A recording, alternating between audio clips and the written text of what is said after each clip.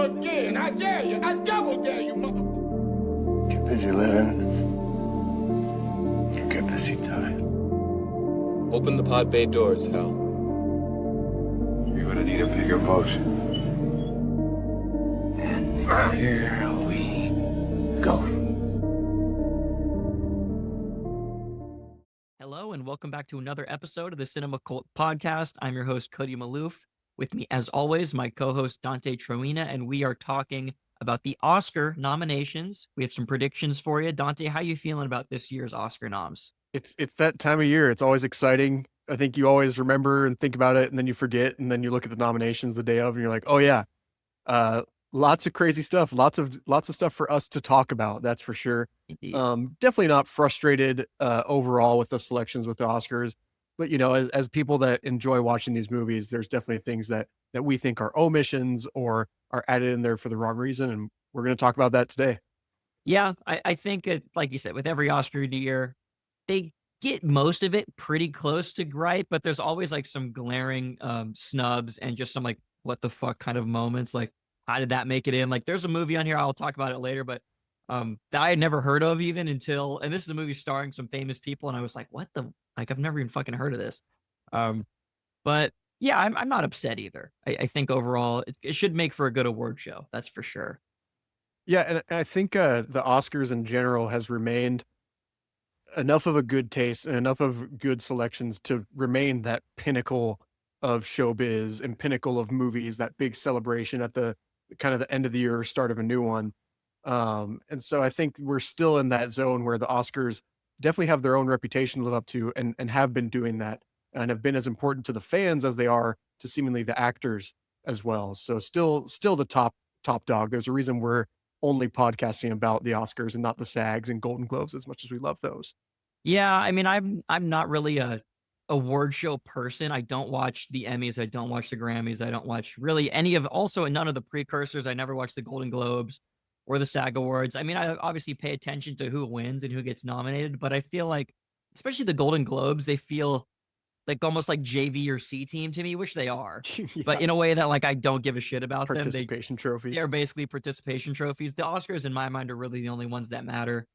Even across like the main award shows for all of the different artistic mediums. I don't really give a fuck about the Emmys. I don't give a shit about the Grammys. I think they've lost a lot of credibility, especially the Grammys over the past like 10, 15 years have like really just been like, what the fuck are we doing here? The Oscars, for the most part, have at least remained, like you said, in good taste. They have good taste for the most part. I think the Academy can still be taken seriously. Again, there are a few things every year where we're just like, you guys have no fucking clue what you're talking about, and we'll get into that. But should we just start off here with going down our list? I want to just start off with Best Picture and go through the acting categories and then get to some other stuff. But let's just start off right away with Best Picture. The big one. I'll just read off all the nominees real quick for each category that we go through. We're reading off the official Oscars.org Academy website. The nominees for Best Picture are Begonia, F1, Frankenstein, Hamnet, Marty Supreme, One Battle After Another, The Secret Agent, Sentimental Value, Sinners, and Train Dreams. What jumps out at you from that list, not to have nominees? I think the first one, and I think it was the first one for pretty much everyone, F1. Yes. Wow. Like, okay, that's crazy. That's the blockbuster we chose. Like in a year that I think we had blockbusters such as Sinners that are up for this award, or big moments. One Battle After Another, while it's not a typical blockbuster, was a big moment. So it feels like it suits that commercial needs. So putting F1 in there, pretty crazy, pretty impressed that the Academy like had it that high up. Impressed that they all seem to have that collective opinion. I liked F1, but I never even thought that it was a Best Picture movie. I don't know if they thought it was a Best Picture movie when making F1. I don't know if Kaczynski knew that when he was directing it. Yeah, definitely jumps off the page. That's obviously the one that stands out for me too. More than anything, I actually did. So I went on. I'm not going to plug who I'm betting with or anything, but I did make some bets on the Oscar noms the night before they came out, just because I said, fuck it. Like, I feel like I can make a little bit of money off of this. And F1 had by far the best odds, and I did put some money on F1 to get a Best Picture nom, and I got it, baby. So there like, you go. I was kind of in the back of my head, like, I thought it could have a chance, but we'll get to the snubs later. But I think there are several films that could have been slotted into this spot instead and been, I think, a more worthy inclusion. Yeah. But also I think with a couple other of these movies too, like Frankenstein, I don't know, man. Yeah, Like I don't know. I don't know. I liked Frankenstein when I saw it, but the amount of nominations it's gotten on this, like in this entire Oscars year, is really kind of starting to piss me off because it's taking away like awards from much more deserving films, Yeah. stuff that didn't even get nominated. We'll get into that in a lot of the other categories. I think We that's will where a get lot into of it that, can be but misplaced for me. Frankenstein, I don't really think that's a Best Picture contender. I can't say I'm surprised that it's on this list because obviously Guillermo del Toro is beloved, and his movie had a lot of buzz. I mean, a lot of people seem to really like it. But I don't know. I don't think it really belongs on this list of Best Picture or in a lot of these other categories that's Yeah. found its way into. Was also a little surprised to see The Secret Agent here. Yeah.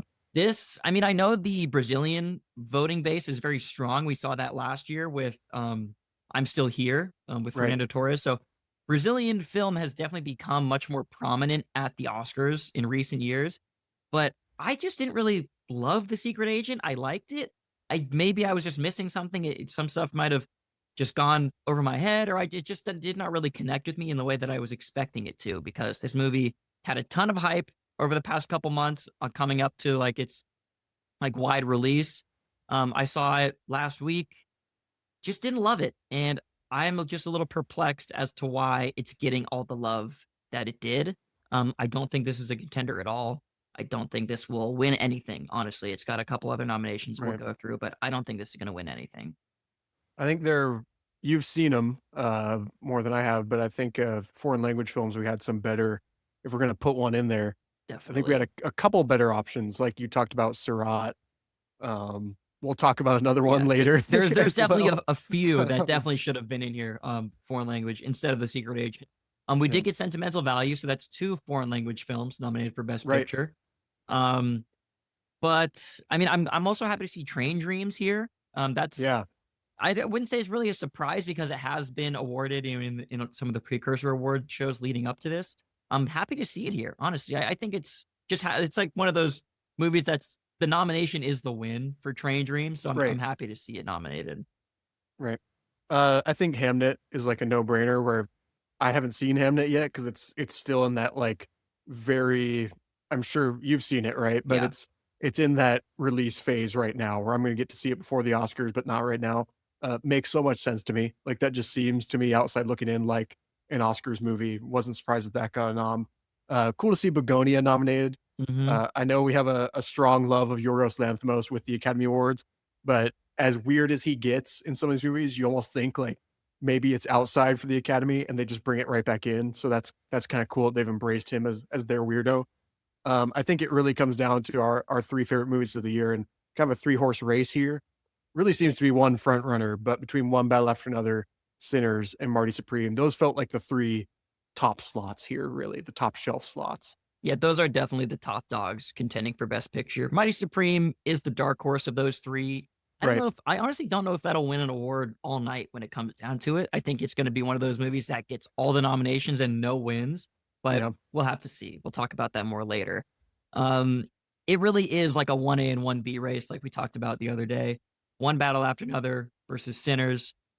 I know I've been saying that One Battle After Another is going to win, but with Sinners getting those 16 Oscar nominations, I think it shows that there is a ton of goodwill towards that Right. movie, and it really has a chance to win. Right. It kind of sets the precedent or shows us how much, like you said, goodwill is towards Sinners. And it's really impressive because a lot of times those films that release earlier in the year do not get the same love at Oscar season. You know, we saw Dune Part 2 last year get pretty much no love during Oscar season. And I felt like a lot of that was because like, oh, it releases in March or April. Mhm. And, you know, a lot of things happen. And, you know, it feels sometimes like the Oscars are like, if you released October or later, you qualify. So I'm glad to see Sinners not only get recognized, but get an insane amount of love. Yeah. Like we're gonna be talking about it pretty much on every nomination we go through here.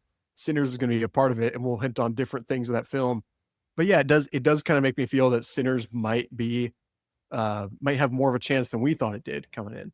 I think this race is still too close to call. It's too early to Yeah. call. If I were to make a prediction right now, if I had to put money down, I would probably make the safe bet and put money on one battle after another. Yep. But I think Sinners has the better odds. So if you are going to bet on this shit, I think Sinners might make more sense if you're actually going to Right. put money on it. I would love to see Sinners win. But I also feel like the Academy wants to finally give PTA his moment. He Mhm. is obviously one of the greatest of all time. He is beloved, especially in the film circles, in circles of people who really love and study and appreciate cinema. PTA is like a god in that world. So I think that when it comes down to it, PTA is going to be honored with the Best Picture nom. But he also has a chance to win in a couple other categories. So maybe they'll do the Tarantino thing where they always give him Best Screenplay, but he doesn't get Director or he doesn't get Best Picture.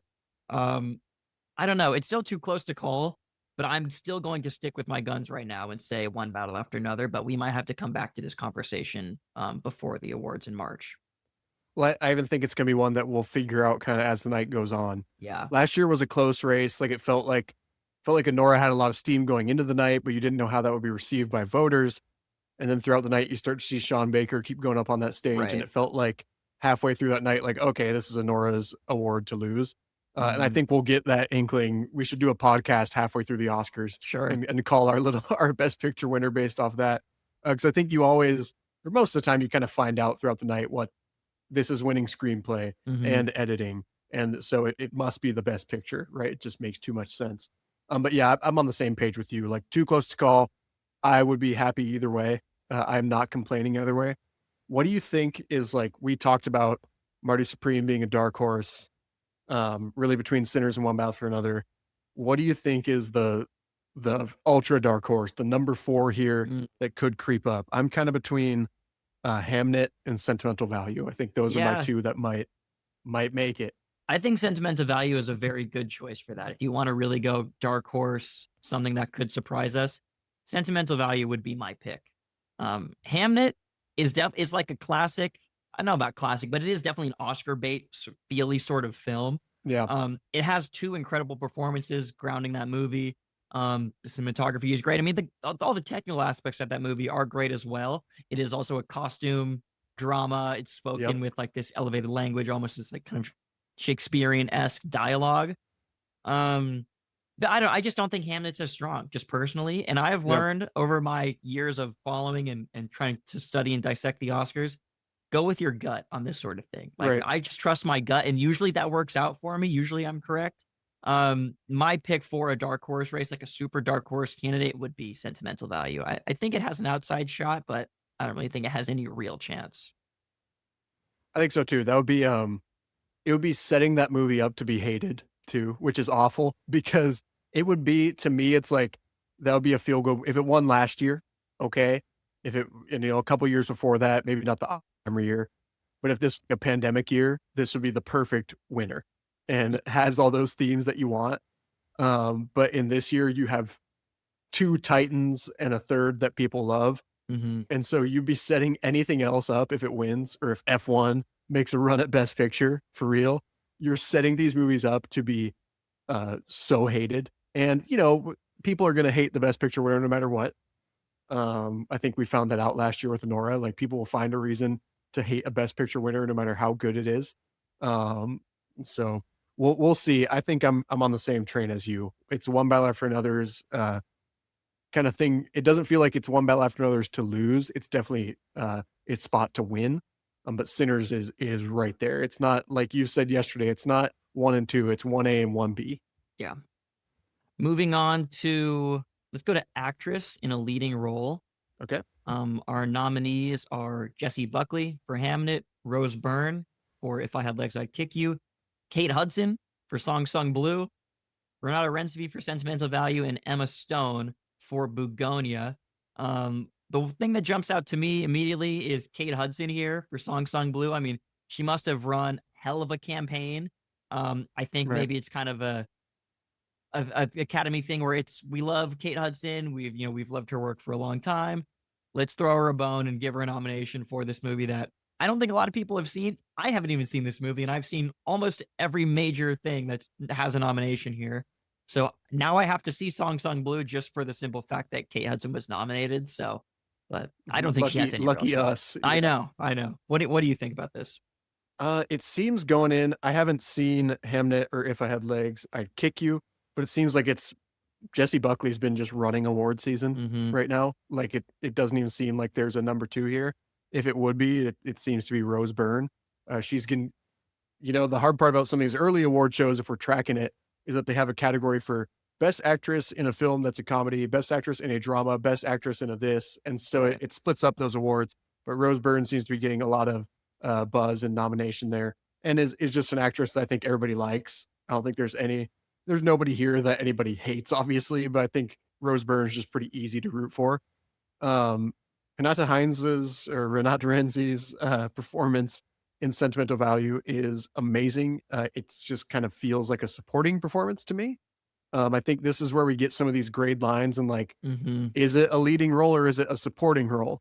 And that becomes kind of hard in some of these categories. I think supporting role is going to be even harder, as it always is, because you get somebody with 40 minutes of screen time and somebody with 2 minutes of screen time. Mm-hmm. Exaggerate, but that's what you get. Would love to see Emma Stone take this one. I think it really is just like the performance of the year from a female actress. And again, what you've said, like sitting on the movie, ending up giving it a second watch at some point, like she is on a different level in Begonia. She's so comfortable in that movie and doing so many things all at once with her body language. But it does feel like, and you can touch more on Hamnet, but it does feel like Jessie Buckley's award already almost. Yeah, she's amazing in that movie. She carries it. She is the center of it. She gives an amazing performance. I think she'd be very, very deserving of this award. I think she's probably leading the race right now. But honestly, I'm going to predict Emma Stone is going to win this because when she won for Poor Things a couple years ago, I thought it was great that she was nominated, but I didn't really think she was going to win. I thought that someone else was going to take that She's award. A darling. Yeah.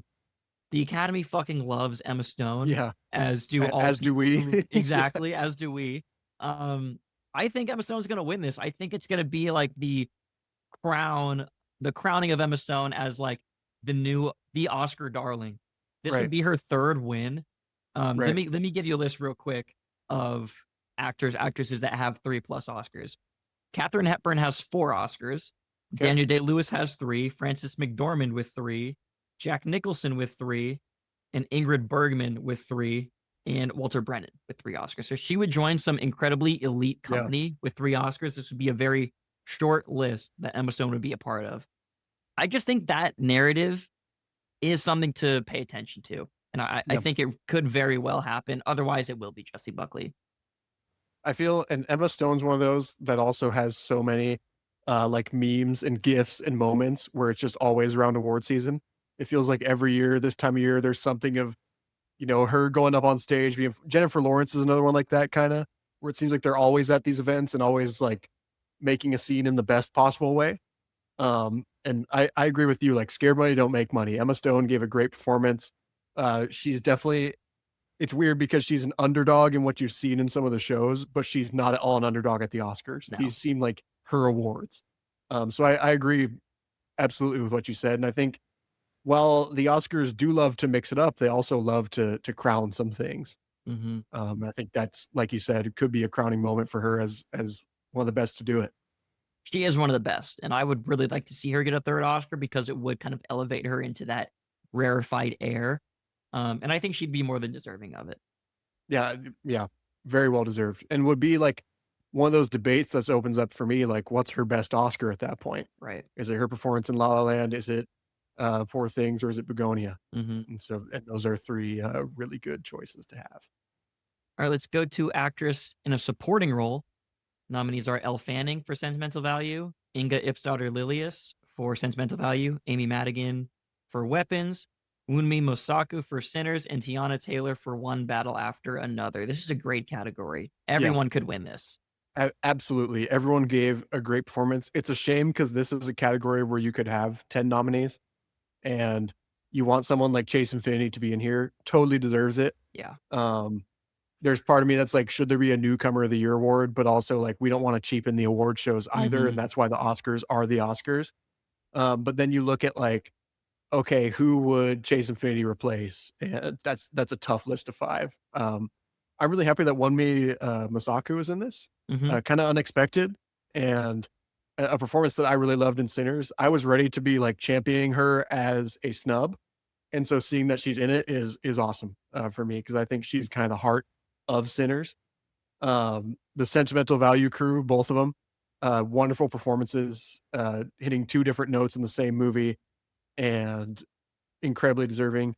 Amy Madigan to me is kind of the one where I think it's a good performance, but it might be to me kind of the outsider of the 5. I think you sit differently on that, but and then Tiana Taylor to me, I do think Chase Infinity was better in the same movie, but I also think Tiana Taylor was fantastic. So how can you? It's hard to. There's nothing to hate here. There's nothing Right. to root against. Everything is to like to different degrees. Yeah, and Tiana Taylor won the Golden Globe, so that Yeah, is something to consider. I was also really surprised to see Wunmi Masako in here.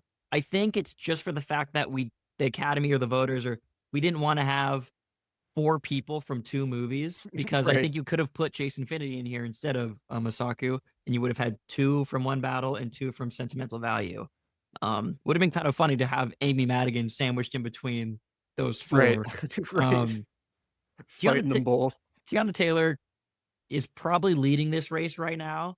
I think Elle Fanning and Inga Ipsdottir Lilius are going to cancel each other out, Mhm. so I don't think either of them will win. Although, again, like we just said, anyone in this category could win, and I don't think you could be mad at any win Right. here. I don't think there's like a bad choice, but I want to go Amy Madigan, and that's who I'm going to predict because she probably Okay. has really good odds if in the market right now for her to Yeah. win.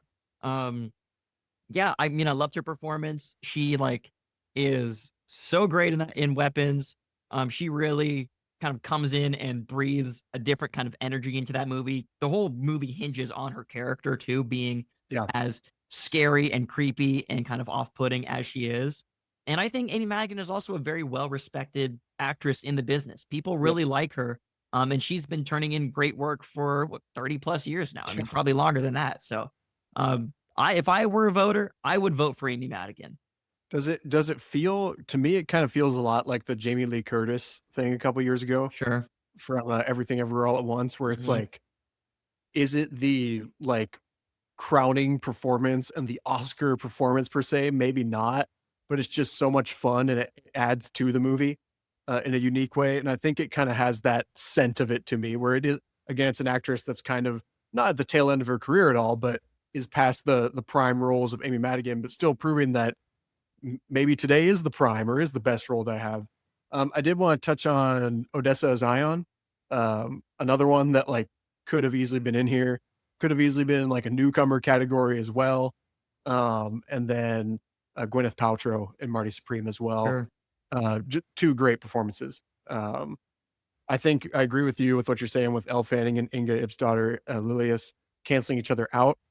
But it's funny to me because I think those are the 2 probably best performances in my own head. Mhm. But I agree that's how these things end up kind of working.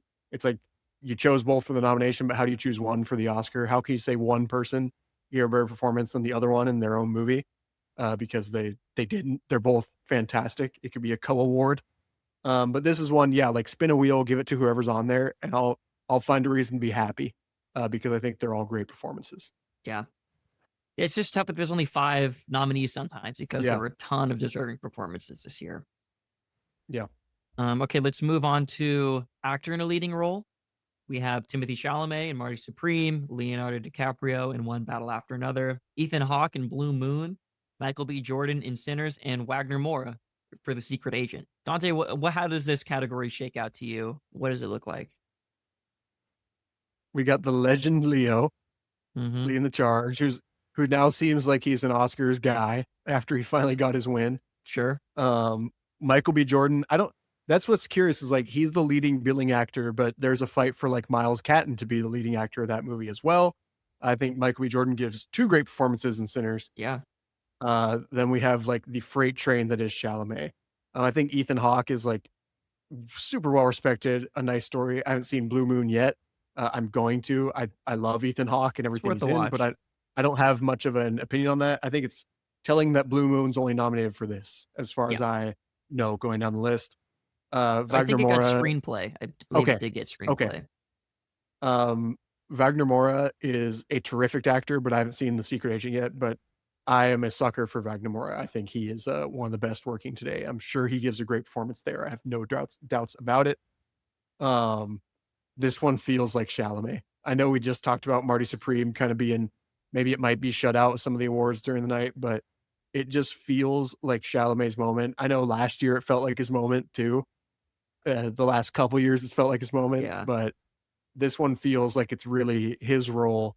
It's not him playing a Bob Dylan, someone that's a little bit larger in their own right. It's Timothy Chalamet is Marty Supreme, like through and through, and I think it's just his to lose. Yeah, I agree totally. I know I just said that I thought Marty Supreme might get shut out, but I also was not thinking about Chalamet being nominated here. I think he will win this award. I think, like you said, it's been his time for a couple years and he's been really close, but he hasn't been able to get it yet.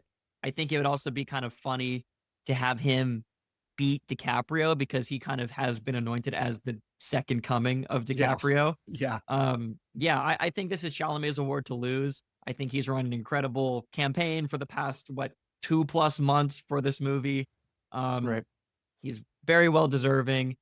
If you're not going to give it to him, you kind of, I think, have to give it to DiCaprio again because Right. give it to your Oscar guy. DiCaprio is electric in one battle after another. That movie does not work at all if he's not playing Yeah. that lead role. But again, it's just tough here because these are all great performances. Ethan Hawke gives an incredible performance in Blue Moon, a movie that I liked a decent amount, but it really is about the writing and the performance of Ethan Hawke, the way he's speaking, the whole physicality he has, the voice he's using.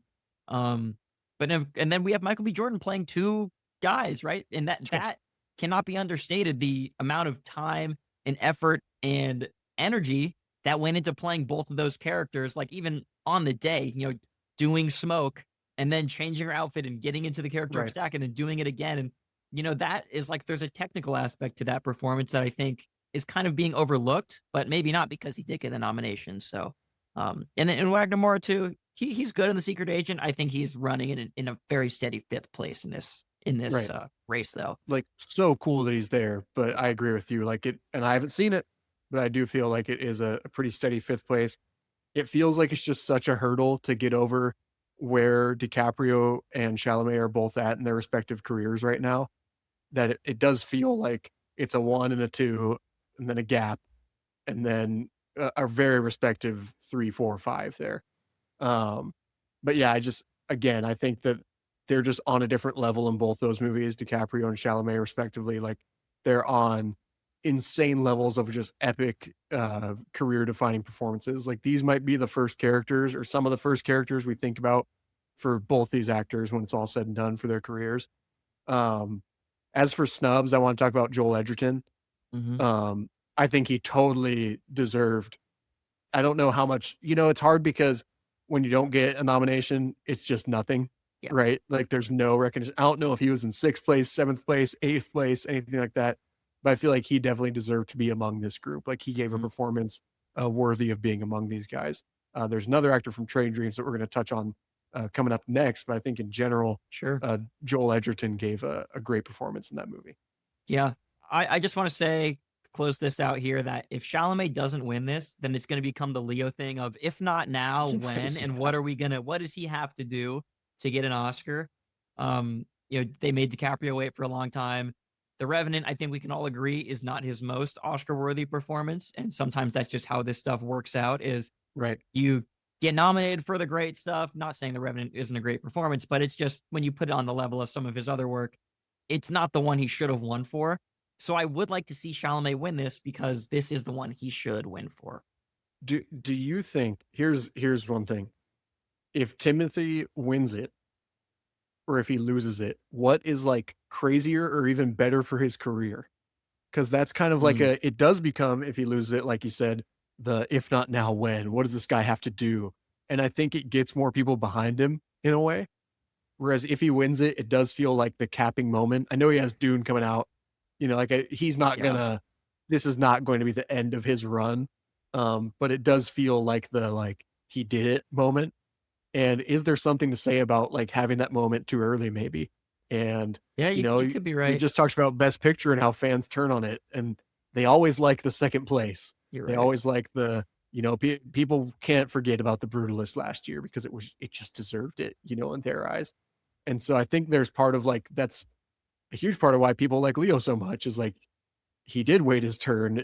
He gave these great performances forever. And then finally, like you said, wasn't his best performance that got crowned, but it was just this sweet moment. And so I don't know if maybe this is something that would be good for Chalamet to not win it, in a weird way. I like that idea, but if he doesn't win this, I'll still just be pissed off. So I want Right. him to win it. Right. But yeah, maybe it'll just make him that much hungrier and he'll drive that much harder and he'll do something even better next time. But I think he'll do that regardless. I don't think I think winning so too. the Oscar is gonna make him feel like he can relax now. I I think don't he think has so. that drive no matter what. So I would really like to see him be vindicated because he got me fired up last year at the SAG Awards when he said, "I'm in the pursuit of greatness. I want to be this great actor. I want to be amongst the legends." And I want him to be there. So I would also really like to see him beat DiCaprio for the reason I just said earlier. So Yeah.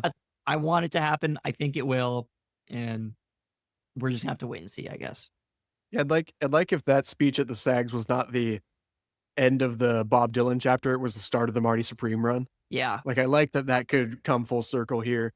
And yeah, like you said, just an incredible performance. We'll be pissed if he doesn't win it because he's so deserving. But could add to the legend in a weird way too if he doesn't. I think he's already just looking for more fuel for the fire. He's not going to slow down whatsoever, as he said himself. Actor in supporting roles up next. Yeah. We got the list. This is another one just chocked full. Great actors throughout. Great actors that were not nominated. But again, who are you going to kick out of this group? Because it is Benicio del Toro, Jacob Elordi, Delroy Lindo, Sean Penn, and Stellan Skarsgård for their performances this year, and all of them were fantastic and supported the movie in a completely different way. You have Jacob Elordi, who could be a lead actor in a way, and then you have someone like Benicio del Toro, who has less than 15 minutes of screen time, I think, in like a 2-hour, 40-minute movie. Well, you can easily, it has happened before, there were Hannibal Lecter won, or Right. Anthony Hopkins won for Hannibal Lecter with less screen time. So it is definitely possible.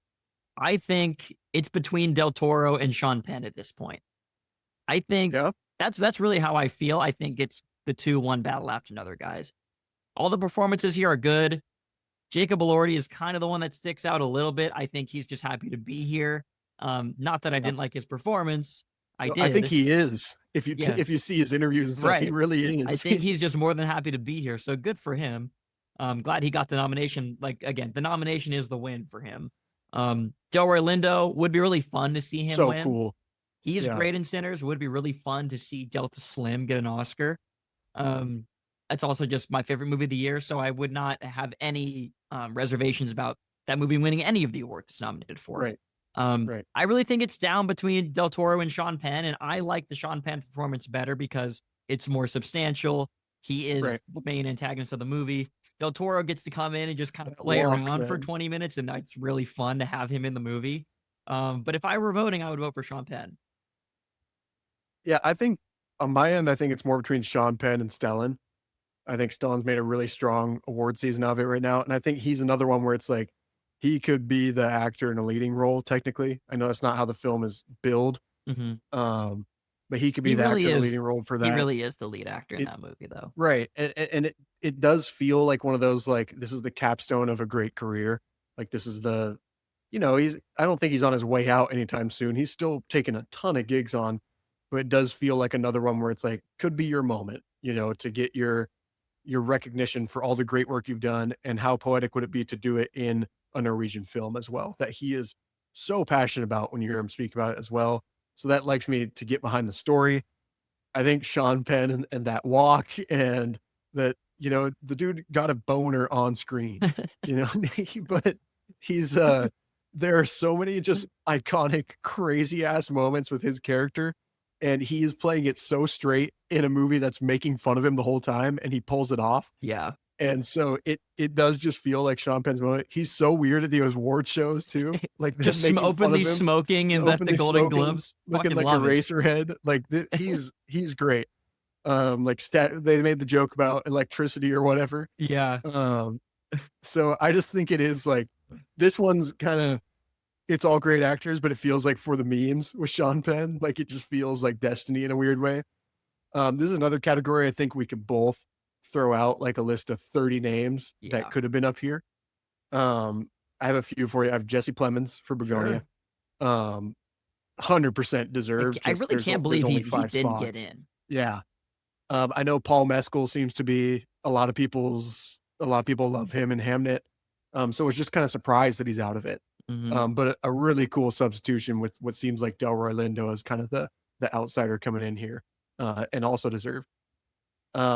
William H. Macy stole the show for me in Train Dreams, and added a real grounding and heart element to that movie that it desperately needed. Like I don't think it falls apart without him. I think he is the extra boost that gets that movie like a Best Picture nom in my eyes. And then just kind of a shame that there's no, I know this was not going to be an awards film no matter what. I think all the performances in Eddington are like fun and crazy Yeah. in their own weird ways. And just kind of a shame that it feels like they weren't even considered. I don't think any of them could beat these 5 or are even maybe deserve to be nominated here or are a snub. But to me, it just is a bummer that none of them feel even considered in a way, because they should be.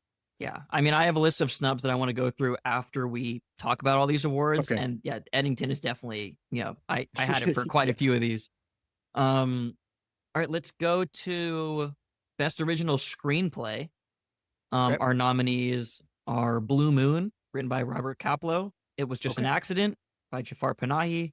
Marty Supreme by Ronald Bronstein and Josh Safdie. Sentimental Value by Eskil Vogt and Joachim Trier. And Sinners by Ryan Coogler. What's running in number 1 for you here, Dante? These are always tough ones because you have no clue what they're looking for out of this. Like it just feels like, are they looking at the script? Are they looking at the way it translated to screen? I would really think like Sentimental Value seems to have an edge. It has all these acting nominations, so to me it makes sense that they would at least give it a writing and original screenplay win. But also I think Sinners and Marty Supreme just have incredible screenplays and have so much flow to both their films, and balance so many. As much as Sentimental Value balances these 4 main actors, I feel like Sinners and Marty Supreme balance a lot with Titanic performances as well. I know you've seen It Was Just an Accident and loved it from what it sounds, so you could probably touch more on that one. But I don't know if that might be an outsider to you that has a chance here. I'd say it has an outside chance. I think it's running 4th. I think Blue Moon's probably running 5th. It Was Just an Accident. The strength of that movie is in the screenplay. So I think that's why I got a nomination here. I don't think it really has a real chance to win. For me, Sinners is the clear-cut winner here. I'm predicting Sinners to win just because of the audacity of that movie. The screenplay is essential to that movie because the audacity of that movie is fucking insane. I mean, just the entire like conception of the movie, right? From Michael B. Jordan playing 2 characters. I know that doesn't really have anything to do with the screenplay, but obviously the dialogue is great. All like the funny like one-liners we have throughout that movie. Right, that whole entire history of music scene that we've talked to death about already. And the ending, or don't get that smoke on him. I don't want that smoke on him. Yeah.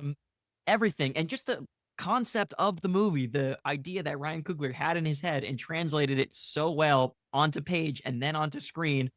It's really blown me away ever since I first saw it, and every time I revisit it, and every time I think about it again. I think Sinners is the clear-cut number 1 to win this award, and I think it should. I can agree with that. It's fun because it gets to award season, and I think I like that we talk about it because I feel like so many people get debating this time of year, whereas we're both like, these are all great. Yeah. And this is awesome. And so it might not make for the most fun podcast to listen to because we're not yelling at each other about how Sentimental Value is better than Sinners and how dare you say this, because Sinners is fucking fantastic, man. Like, how can you hate on this movie? I talked about it balancing all the actors as well, all the perspectives. each character feels like they have their own history, they have their own backstory.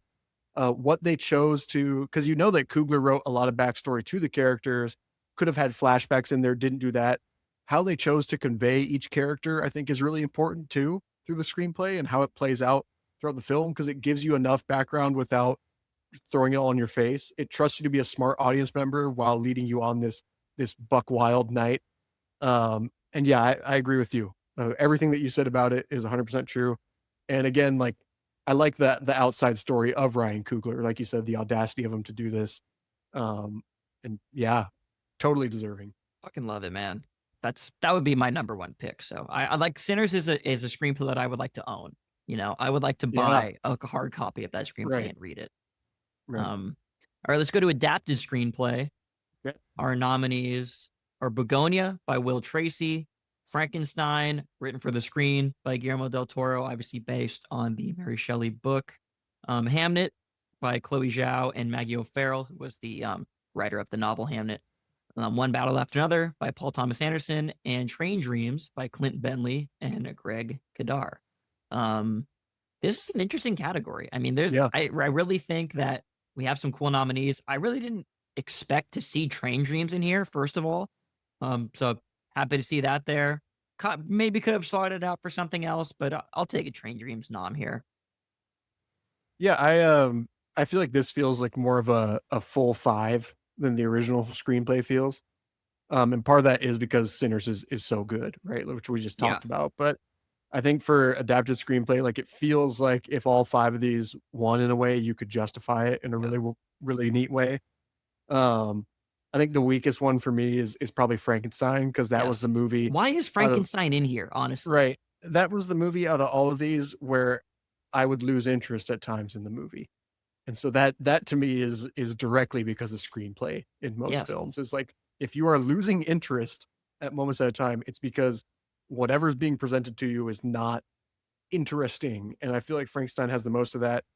I think we've talked about it on other podcasts about maybe it could be shrunk, maybe it could be this, maybe it could be that. But I'm with you about, like, I don't need it here. To me, it's not a like a deserving nominee. I don't think it's bad. I just don't. And I get it. I get why they nominated it. I just don't. The screenplay to me not a winner to me. Is not the strength of that movie. I think it's one of the weakest aspects of the movie, personally. Yeah. And I think this just shows you how much goodwill Guillermo del Toro has with the Academy. I think I don't think he's ever been a good writer. I don't know if I would say that, but I think this has got to be one of his weakest screenplays.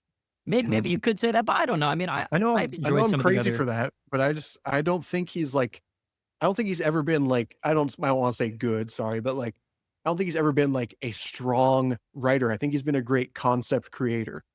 I think he's almost someone who like needs a writer along with him. Sure. But yeah, I agree. I think Oscar Isaac's character, like, Oscar Isaac's one of the best actors on this planet, and he feels like hilariously miscast at parts in this film. Yeah. And that's because of the screenplay. There are lines about, and maybe the Academy thought this was deep, but you're the monster. Yeah, we know. We fucking know. Who did this to you? And then it cuts to Frankenstein. And so just stuff like that to me is like, that's because of the screenplay. So, oh well. I think Begonia is a really cool story because I know Will Tracy. First off, it's based off of a 2003 Save the Green Planet, I believe, Korean film. Will Tracy wrote for The Onion, wrote for Succession, has written for some of my like favorite things. So I just think it's really cool. And it's funny because you don't really, watching that film, you'd think it was a screenplay from Yorgos and it's a screenplay from someone else. So I think it blended together really well with that movie's language, which is challenging to do with someone like Yorgos Lanthimos. And will be challenging to do with a director like Guillermo del Toro, who has such a vision as well, to be someone else writing their screenplay there. Hamnet feels like one that the Oscars would love. But it's a dialogue heavy movie, you know, and you have these long sequences of Shakespearean dialogue ripped straight from the play Hamlet, right? And that's incorporated into the movie a couple different times. Performed very well. It's something Chloe Zhao's always excelled at, to me, is like, even in Eternals, the characters were not great, but I feel like they had good lines in the movie where I'm like, oh, I see your point of view. I wish I liked you as a person, but I see where you're coming from. And then One Battle After Another is, to me, just the runaway favorite here. Like, it's not, I think I just talked about how all these nominations are, varying levels of understandable to good. And to me, One Battle After Another just leaps right over them. So I'm going back on my own words there. Yeah, One Battle is definitely going to win this. I think this is going to be the Pulp Fiction wins best original screenplay or best, if that was original, this is adapted. But I think this is going to be that sort of thing where PTA, he's a legend. This is by far this is maybe the best movie of the year. It's running a really tight race for best picture, but it's going to blow everyone out of the water when it comes to adapted screenplay, which in my opinion is kind of the cool kids award anyways. I think the screenplay awards to me are the coolest awards you can They're win fun, as a filmmaker. So I'm just happy that hopefully PTA is going to blow everyone out of the water here. Begonia, I think, would be my dark horse candidate here because I also think that's a very well written screenplay. Also integral to the film. One Battle's going to win this. Frankenstein, I don't even want to talk about it anymore, but it just kind of is upsetting to me that this movie. And we'll talk about it more. Yes, we will.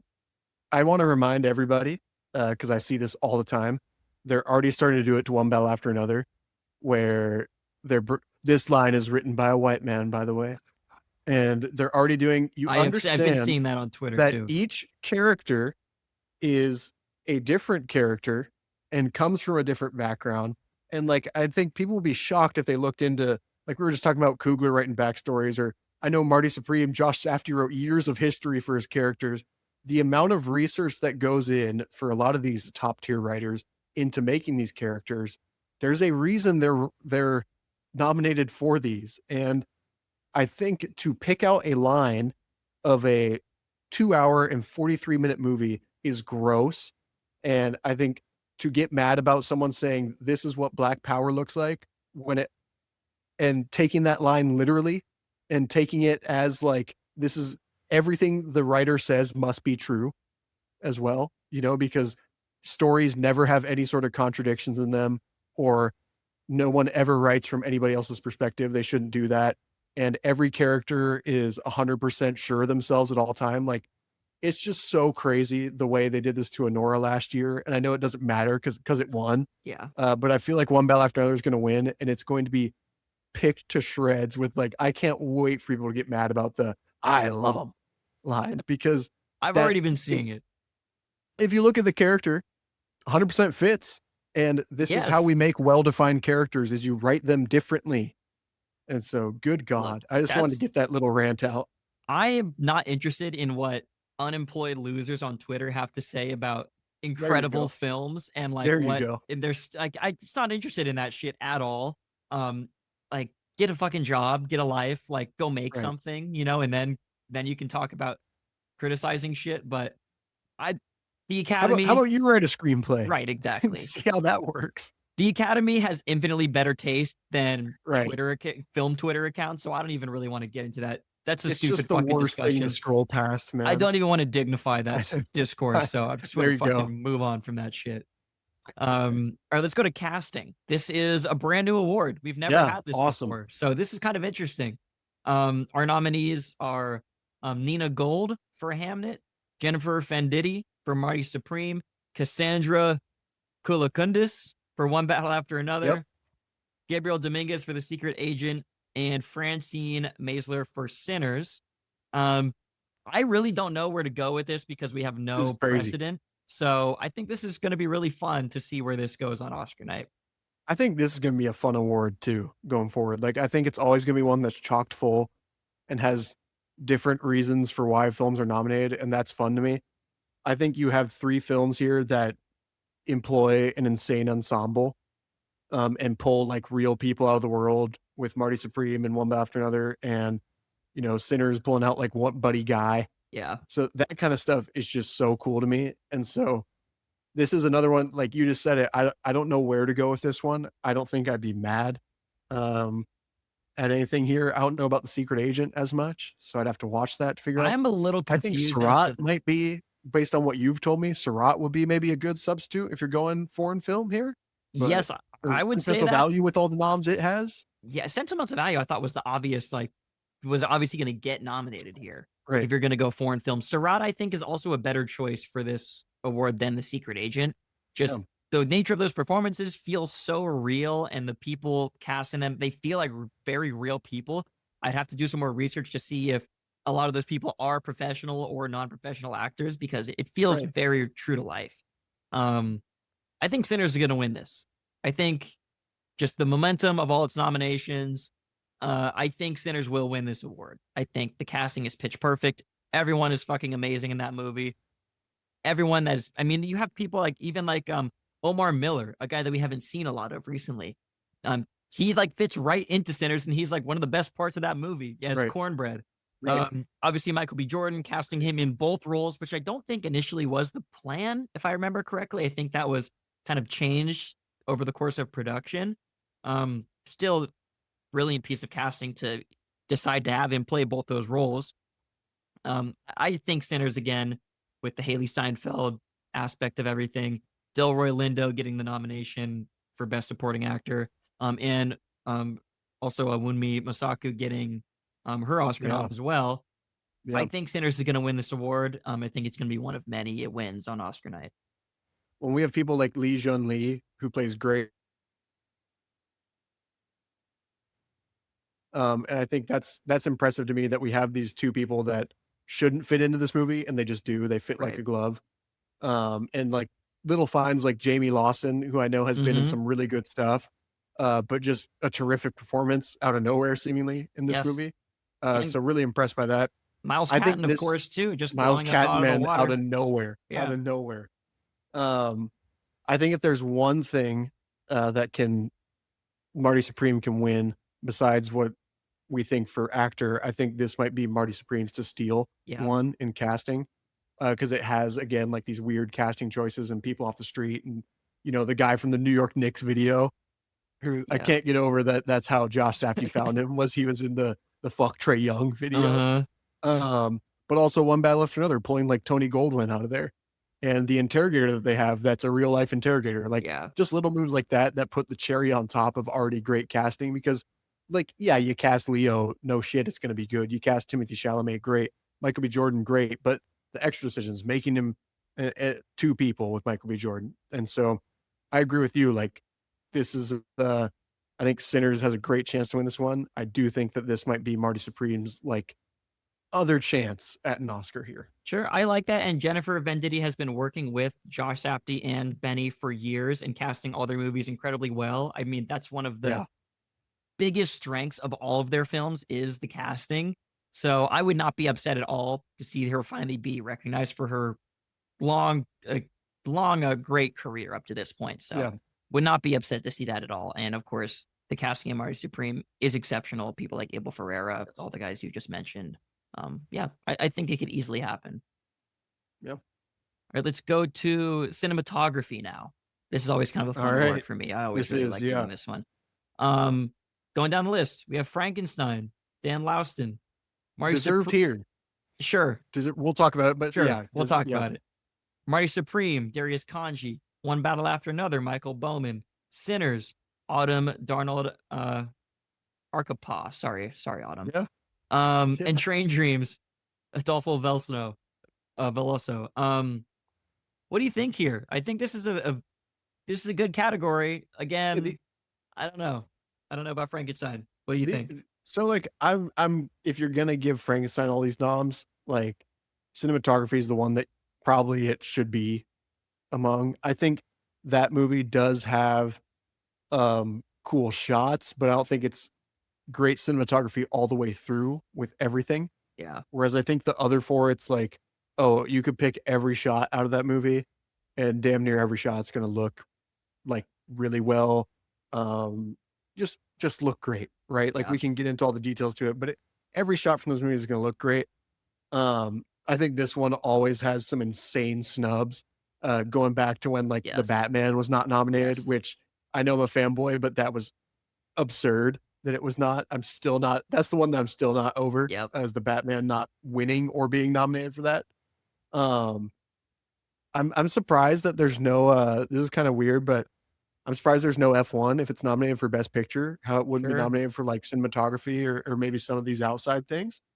I think you could make a case for a lot of movies here, as always, 28 years later. Yes. Really deserving. And Incredibly deserving. I mean, probably incredibly deserving. this is what So I- makes Enemies of Frankenstein. Yes, exactly. That's what I'm saying. And this is why Yeah. I'm starting to fucking get pissed off at Frankenstein, because it's taking away Right. shit from movies that are much more deserving in these Yeah. categories. You're setting us up to hate it. The strength of Guillermo del Toro like is really like something to behold. And it's really kind of becoming apparent to me in this Oscars, because he made a decent to good movie that's being nominated like it's like a true Oscar contender. Yeah, When like I don't really think career-defining it's masterpiece. even contending in any of these categories it's nominated for. To me, Could oh, you go imagine ahead. if it won all night? I would be Could you, upset. I think But it has like 8 noms or something. Could you imagine if it just like went through and did it? We'd have a lot to talk about, that's for yes. sure. But yeah, go ahead with your choices here. I'm gonna predict Sinners. I'm gonna predict Sinners again. Yeah. I think it's gonna be a momentum thing where it's gonna win one and the other and the other and the other. And just keep Um, stacking. But again, this is a stacked category outside of Frankenstein. Any of these four, Marty Supreme, One Battle, Sinners, and Train Dreams, are incredibly deserving. I'm just gonna go Sinners because I think it's gonna have the momentum. I think it's gonna Yeah. be like a big night for Sinners, and I love the cinematography in that movie, especially the film formats. I think is something to take into account when Yeah. you talk about the Yes. cinematography. Shooting in VistaVision and on IMAX 70 mm, that shit is really fucking hard to do. So props to them for doing it and making it look as incredible as it did. I think that is something to be reckoned with Sinners. Otherwise, I would go Train Dreams. Shot digitally, but looks fucking incredible. Yeah. Probably the biggest strength of that movie is its cinematography. So I would not be upset to see that win at all. Or One Battle, or Marty Supreme, Darius Kanji, legend. Right. Michael Bowman, legend. Would not be upset with any of those. I'm just going to predict Sinners, though. I think I'm gonna go Train Dreams. I do worry about the Netflix influence, whatever that holds, in a negative direction, maybe towards the Oscars. But But it's not a Netflix It got production. nominated. You know, it's not a Netflix production. It got nominated, so it's up there. Yeah. I don't feel like they're just handing it like a nomination. I feel like they're seriously considering it. So I think Train Dreams to me, like, while it doesn't have all the different formats, it does look just incredible. I think there's some editing in the first 30 minutes of the movie that makes it kind of weird and doesn't let it sit in its shots. And then the whole like last hour of the movie, it really sits and settles into its shots, and it's incredibly shot no matter what. But that last hour of the movie is just a feast. But I agree, Sinners, so many moving parts, and one environment really that they make look different throughout the whole movie. And I think it's just, I know there's no like big thing for lighting in the Oscars. You can debate other awards for it, but I feel like the cinematography brings out the lighting in Sinners so well. Yeah, the lighting and I think cinematography that goes hand in hand. I think that's Right. also you can't have one without the other. Exactly. And then One Battle After Another, making like roadways so intimidating, in just moments from that film. And it's a tough category It's because a tough it category. feels like it's one that I always have one that's a runaway favorite in my mind. And it feels like it's one that like I actively root for like 1 or 2 movies every year. I could see this going any of the 5 ways. And while we talked about Frankenstein, like I'd get it for any of the 5. I really think the 3 between One Battle After Another, Sinners, and Train Dreams are the best 3. I'm gonna go Train Dreams though. I think this is its chance to get one. Yeah, I like it. I think that's probably Train Dreams its best chance to win is in Yeah. cinematography. Yeah. Okay, let's move on to directing. This is always a fun one too. Yeah. We have Chloe Zhao for Hamnet, Josh Safdie for Marty Cool. Supreme, Paul Thomas Anderson for One Battle After Another, Joachim Trier for Sentimental Value, and Ryan Coogler for Sinners. This is an incredibly stacked Yeah. category. How cool is it that we just like all these directors too? Yeah. Like there's no well, there's no like real people that we don't like here. There's no big No. scumbag that stands out here that we have to separate the art from the person or something as far as we know right And now. these are all filmmakers that I've Um, respected for years at this point. So Right. there's some for many, many years at this point. So yeah, happy to see everyone here. I think Chloe Zhao, the nomination is the win. Same thing with Yeah. Joachim Trier. I don't really think they have a shot to really win this. I don't think it does as much. No. Sentimental Value doesn't, as well directed as it is. It doesn't, like, again, Marty Supreme, One Battle, and Sinners just swing so big in all three of their movies. And so I think that's the hard part when you go into directing, because like I know it's like style over substance or substance over style, whichever way you want to put it, but they just did so much more. Like, and I'm not trying to say like Hamnet wasn't hard to make or Sentimental Value was hard to make. It's something you and I could only dream of making, right? But the three movies, Marty Supreme, One Battle, and Sinners, just do a shit ton of stuff. And I think this is PTA's to lose. I think this is like a moment thing for him, like we talked about with Best Picture. But I'm sure you're gonna say the same thing. I'm thinking like Sinners and Momentum and the Ryan Coogler story just feels so good. Like how whenever you see it written on the thing there, how can you not pick it? Yeah. But then One Battle After Another is 2 lines ahead of it. I mean, So it's just so tough. Like, it's again, this is One Battle or Sinners. That's going to be the main thing all night long, is which way is this going to go? And I think, some of these earlier categories like directing, like let's say editing, cinematography, that stuff is going to set the table for Best Picture. Yeah, this is so tough. This is like just as tough as the Best Picture call for me. I think if I called Sinners Best Picture, I think I'm going to call Sinners Best Director also. I think it's just it would feel so cool to get Ryan Coogler up there, but it would also feel great to get PTA up there too. I mean, it's just really, really fucking tough, but this is such a good problem for us to have, that we have these great movies being nominated. So I am going to predict Ryan Coogler is going to win for Sinners. I like what you said about these movies, and I don't want to discredit Josh Safdie either. I mean, he did an incredible job on Marty Supreme. I just think that movie doesn't have the same juice that One Battle and Sinners have. Right. As far as the award show goes anyways. It's so much of a moment for both directors between PTA and Coogler. Like whoever wins, it just feels like it feels like an award that really means something for both of those two. And I'm again not trying to say that the award means less if it goes to somebody else, because I think this is a great category. I think we're glad Guillermo's not here, as much as we love Guillermo. I love Guillermo, but it's kind of surprising that he's not here, to be honest, because seeing the other awards, you'd think he'd be there. But it feels like it gives the awards something extra if one of these two wins, and it feels like it does something more for each of their careers between Coogler and PTA. And so that's kind of the pull in my direction. Yeah, I did like what you said though about these movies do so much. Like Sinners especially is doing so much. I mean, the musical sequences and the vampire horror element, and it's like a straight action movie at times. Sinners is doing like so much shit. And I also think it's not, cinematography and directing are two separate categories, but I think again you have to consider the shooting on the film formats that Coogler chose. Absolutely. And that I also think that's a directing choice. Yeah. Yes. And of course, and PTA shot on VistaVision too, right? And One Battle shot on VistaVision, so that's also like in the same idea. There, those are two very like similar arguments you can make for both of these movies. Yeah, absolutely. All right, let's move on to editing. I always like this category, editing. I think editing is something that is like very, I think, obvious at times in movies, and I think sometimes people confuse best editing with the most editing. Sometimes that kind of makes sense, but other times it really doesn't.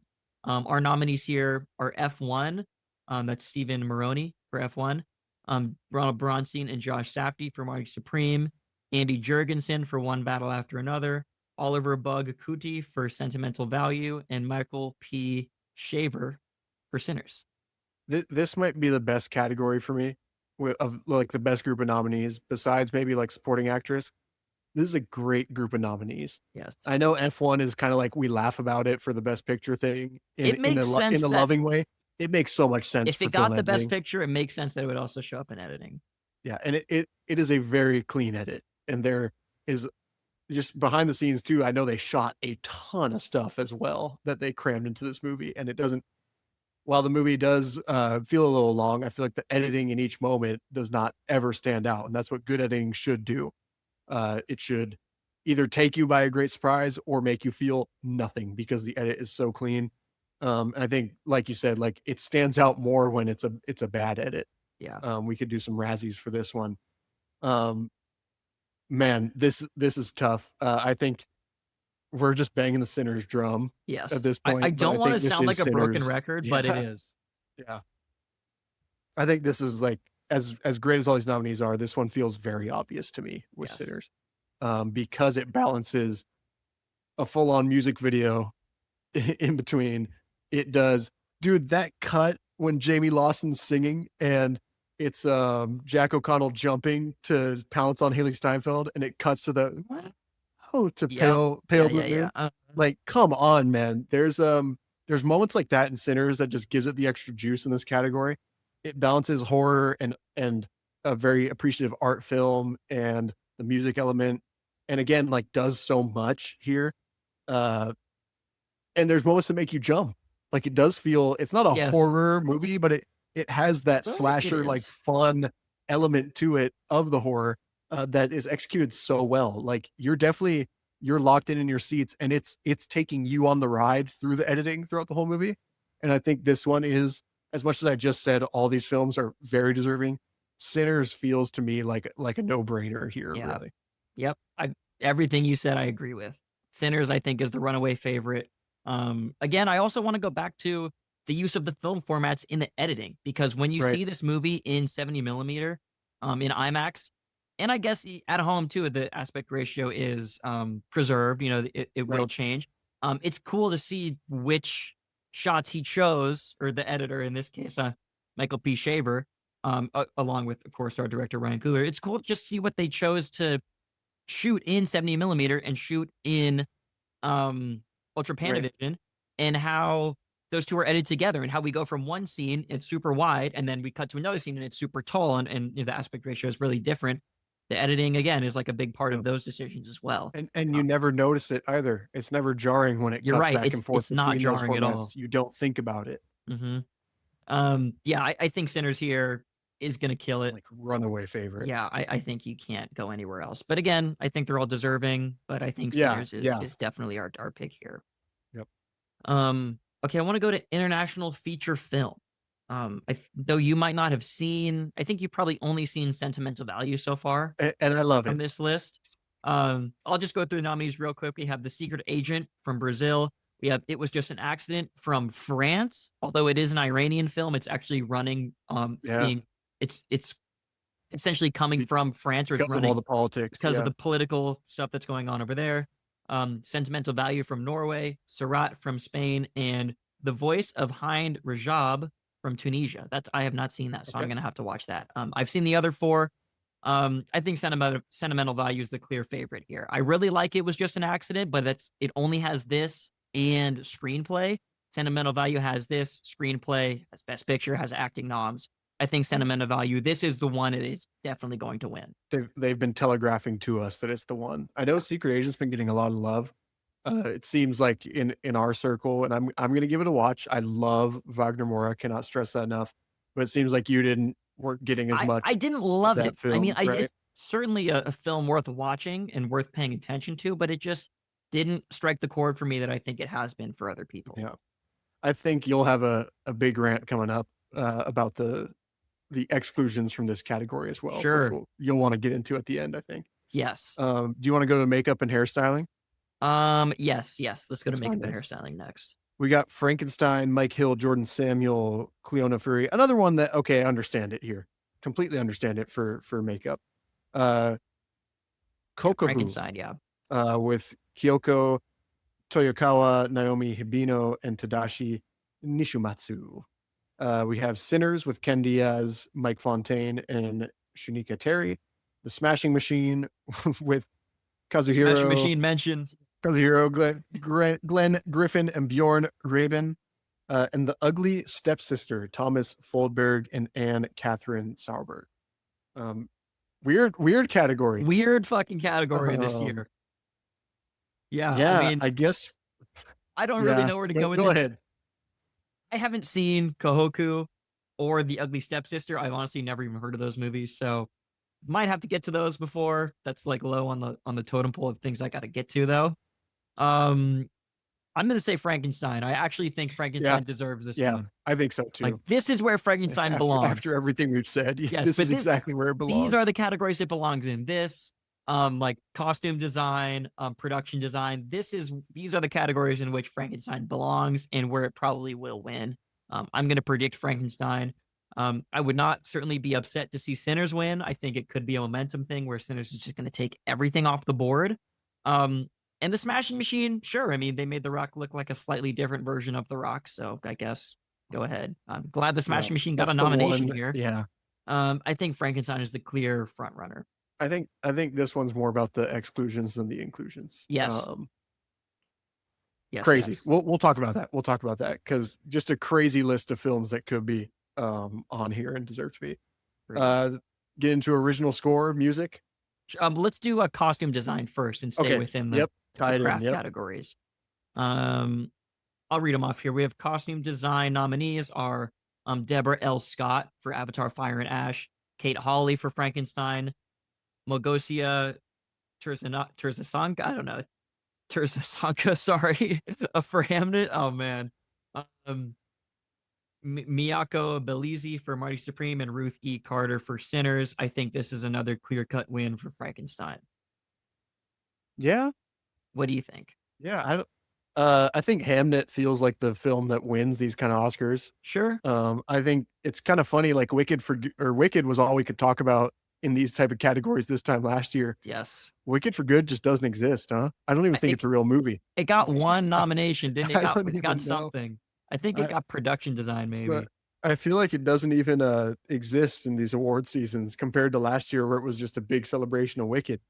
I get like the Avatar: Fire and Ash nomination here. Mm-hmm. Yeah, I don't know. I guess you're right about maybe it is a clear win for Frankenstein. I think the Sinners costumes all have a good story behind them.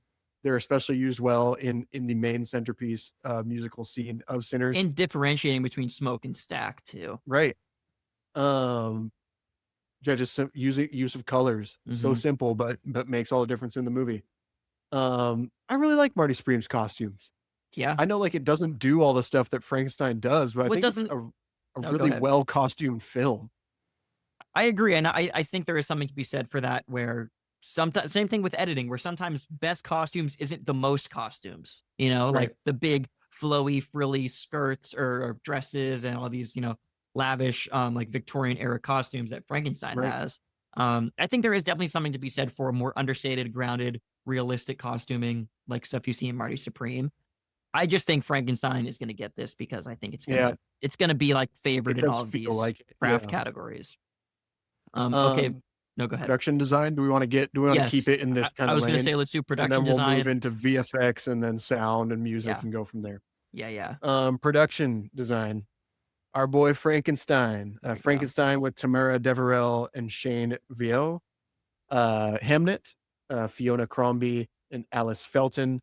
Marty Supreme with Jack Fisk and Adam Willis. One Battle After Another with Florencia Martin and Anthony Carlino. Sinners with Hannah Beachler and Monique Champagne. Seems like the same movies we're talking about as we're getting down this list. But production design feels like another one that Frankenstein might swoop in and steal. Yeah. And that would be another one where it's like, okay, this is where, like you said, these are where it belongs.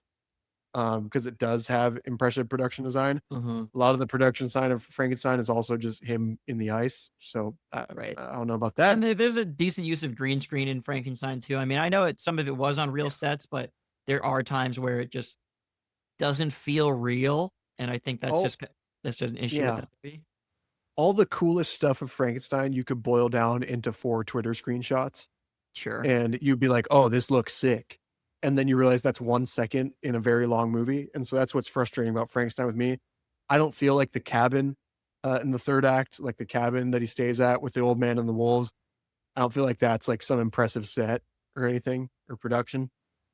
Hamnet feels like another one where it's like, yeah, it's I haven't seen Hamnet yet. I'm not trying to diminish it. Oh my gosh, because I'm excited to watch it. But I just mean like this feels like Hamnet's zone. Right, just production design, costume, all this sort of stuff.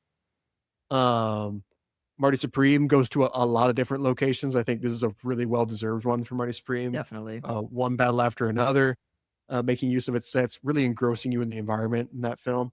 And then Sinners, using mainly one set here and making a lot of different use of it, which was pretty impressive to me. Yeah, I mean, I am also still going to predict Frankenstein to win this. But I think this is a wide open category. I don't know Yep. if there's really a clear-cut favorite here. I think Sinners could easily come in and just steamroll like we've been saying. I would also really like to see Jack Fisk win for Marty Supreme. I mean, he's a legendary production Yep. designer. He, has been one of the greatest production designers in Hollywood for a very long time now. And I think the same thing we've been talking about with the costumes of Marty Supreme. The production design is maybe not so apparent because it feels so natural to be in Right. 1950s New York. And Right. that's really And hard to Japan. do. Yeah. So, yeah, maybe Marty Supreme could like sneak in there with a I think production design so. win. I wouldn't Yeah. be mad about that at all. Me neither, because I like it. It takes you to Japan. What does Bill Simmons say? There's a costume change. But there's there's a lot of stuff in this one where like you go through the streets of New York, you always feel present with where you're at, and that's cool because you're getting into these underground places or these things that you've never been to before as a human being yourself. Um, but you know it exists, and then it's pictured so well to you on screen. So I think this could be one that Marty Supreme steals. I agree with you. This feels like a Frankenstein award this year. I don't think anything has like a huge edge over the other thing though here. Yeah. Okay. Let's move on to original score. Okay. Our nominees are You want to do VFX first? Oh no, we'll Or get to get VFX. that? Okay. We'll do that later. Nominees for original score: Jerskin Fendrix for Begonia, Alexandre Desplat for Frankenstein, Max Richter for Hamnet, Johnny Greenwood for One Battle After Another, and our guy Ludwig Göransson for Sinners. Dante, tell us why Sinners is going to win this award. Because it's the best score. Like it just is, and it could be the best score of the last almost 20 years. It feels like in a way. Like Ludwig's on another fucking level. This could be up for an all century. It would be on the 5 all century for original score. I'm more the controversy for me here is like the other things and what is not nominated here. But I think it's just like you don't even have to explain Ludwig's score here. It's just like, dude, just press play on any of the tracks.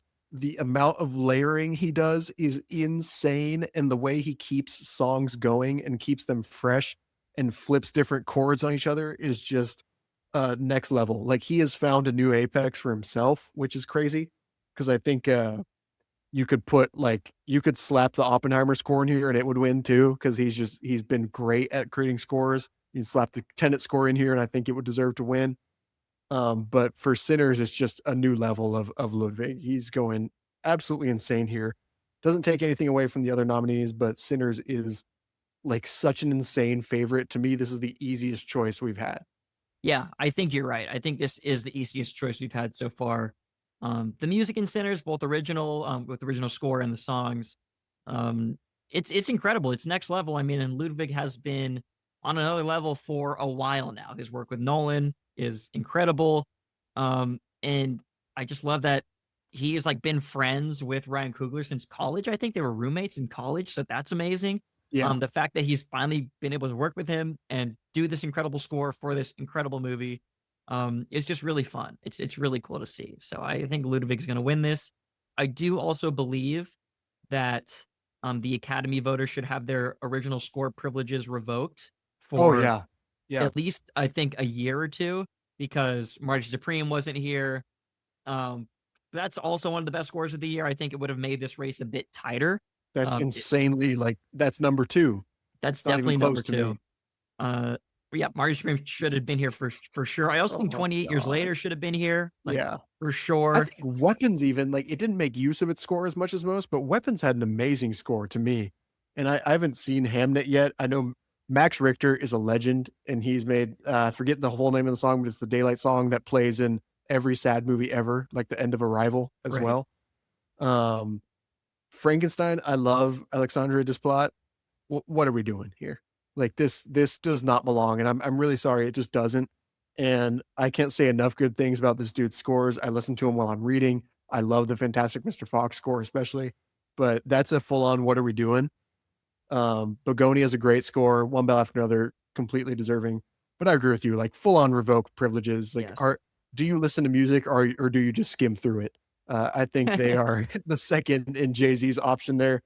This is one with cinematography where they've had so many like glaring omissions over the last couple of years where it's like it's just such a what are we doing? Well, the challengers Um, snub last year was all I needed to know. insane, Like insane. the Academy does not understand this category at No all. respect. I think we can confidently say that we would be better voters for this award Yes. than Yeah. the people who are voting for this shit. I also would have really liked to see Surratt in here. Like there are some easy swaps you could have made. So I think fucking Materialist had a better score than Frankenstein. sure. Like, sorry, but I know this Sure. isn't, it should not be nominated, but it's like, if we're just going down the list, like looking at films from this year, like, Eddington had some fun elements to it. Even For like God's something sake, like you know, you Superman. might as I mean, well- come on. You might as well do something like that. Like, I think the Fantastic Four has the Silver Surfer suite, which I liked, and I didn't Sure. really like that movie. You know, like Fantastic Four. Thunderbolts had a fun score. If we're just going, and I know it should not be nominated, but I'm just Right. going down the list of how many scores I thought were better than Frankenstein. It is insane. And I know Max Richter's a legend, but I'm gonna have to give Hamnet a listen as well. Because this is one of my favorite categories because I live for this stuff. I listen to my Apple Wrapped one year, my highest thing was Trent Reznor and Atticus Ross over like all my favorite hip hop Right. artists. It was Trent Reznor and Atticus Ross, and then like the Batman score is number 2 with Giacchino. So this is what I live for, and this is embarrassing. Yep. Academy, if you're listening to this, please hire us. If nothing else, or we don't, you couldn't hire us, but let us become Academy members. Contractors. Let us in just for the original score voting, if nothing We'll, else. we'll help you get it right. Okay, let's do original song. I'm just gonna do the titles of the songs because there's way too many people. Lots to of credit people. here. Nominees: Dear Me. What I'm trying to find what movies are these even from? Dear me from. It doesn't even say. Oh, Diane Warren. Is that sure? That's the name of the movie. Again, haven't seen the movie. Don't even know what some of this fucking shit is. And I am like supposed to know all this stuff. So Dear Me from Diane Warren. Golden from K-pop Demon Hunters. I Lied to You from Sinners. Sweet Dreams of Joy from Viva Verdi, and Train Dreams from Train Dreams. We're missing 2 other songs from Sinners in this category. And Right. I don't know. Well, So I should preface this. I don't know if Rocky Road to Dublin and Pale Moon are original songs or if they are like previously, yeah, like that's if true. those were previously recorded, so maybe they couldn't be eligible for this category. But this is always a really fucking weird category because it's just like where shit gets in from stuff that we haven't seen or heard of. Right. If I Lied to You loses this, that's gonna be insane. It's a Like, sham.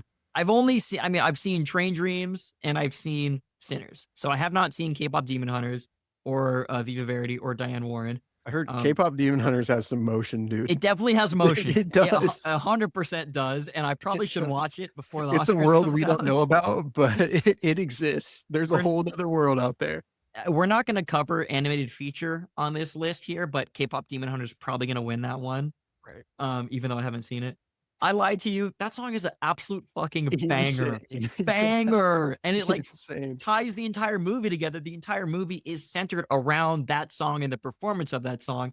If it doesn't win here, why was it even nominated in the first place?